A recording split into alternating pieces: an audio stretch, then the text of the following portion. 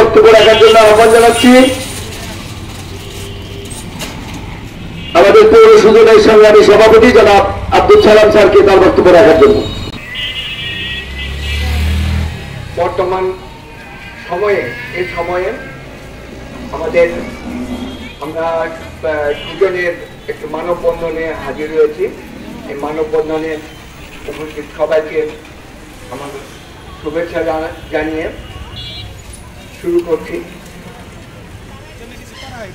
আমরা দুজন অতীতে রাজপথে ছিলাম, আজও রাজপথে আছি। জুলাইয়ের পরে যে নতুন একটি সরকার এসেছে দেশে, এই সরকারের প্রতি এই দেশের জনগণের আকাঙ্ক্ষা ছিল, চাহিদা ছিল দ্রুত দেশে শান্তি চলে আসবে, দেশে আর চুরি ডাকাতি রাহাজানি হবে না, ছিনতাই হবে না, তারা শান্তিতে ঘুমোতে পারবে।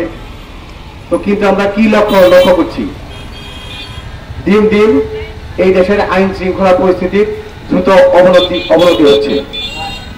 তো পুলিশ বাহিনীকে সহযোগিতা করার জন্য আমাদের দেশপ্রেমিক সেনাবাহিনীরা মাঠে কাজ করে যাচ্ছে। তো বিশেষ করে সেনাবাহিনীর কাছে দেশের জনগণের আকাঙ্ক্ষা অনেক বেশি। তো আমরা আশা করব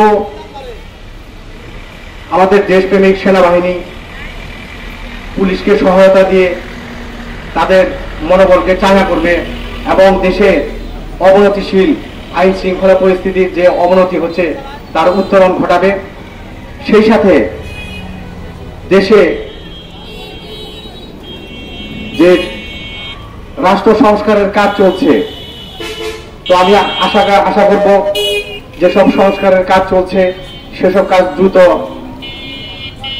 করা উচিত। তো করে দেশকে একটি স্থিতিশীল অবস্থায় নিয়ে আসা উচিত। আর দেশের বিরুদ্ধে যারা ষড়যন্ত্র করছে তাদের বিরুদ্ধে সবাইকে সচেতন থাকার আহ্বান জানিয়ে সবাইকে ধন্যবাদ জানিয়ে আমি আমার কথা শেষ করছি। আসসালামু আলাইকুম।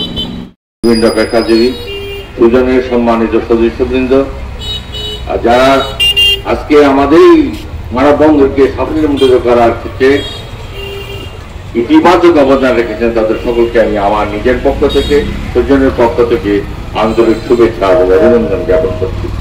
আপনারা ইতিমধ্যেই শুনেছেন আমাদের দেশে বর্তমানে একটি অরাজক পরিস্থিতি বিরাজ করছে। হাইজাক,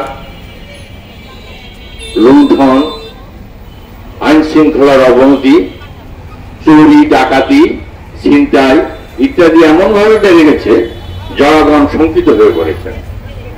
এই আশঙ্কা থেকে মুক্তির জন্য, এই অবনতিশীল পরিস্থিতি থেকে উত্তরণের জন্য এবং বর্তমান বাংলাদেশকে একটি গণতান্ত্রিক বাংলাদেশে রূপান্তরিত করার জন্য আর আজকে আমাদের এই সুজনের মানববন্ধন শুধু রংপুরে নয়, সারা বাংলাদেশ ব্যাপী। আজকে আমরা এই সুজনের মানববন্ধনের মধ্য দিয়ে আমরা যে বার্তাটি সরকারকে জানাতে চাই, যে বার্তাটি জনগণকে সচেতন করার জন্য শোনাতে চাই, সেটা হচ্ছে আমরা একটি শান্তিপূর্ণ, একটি সুন্দর, স্থিতিশীল, একটি অসাম্প্রদায়িক, একটি গণতান্ত্রিক রাষ্ট্র বিনির্মাণ করতে চাই। এই ব্যাপারে সকলের সহযোগিতা আমরা কামনা করছি। যারা আসছেন সকলকে ধন্যবাদ দিয়ে আমাদের মানববন্ধনের কার্যক্রম এখানে সমাপ্তি করতে হচ্ছে। সকলকে ধন্যবাদ।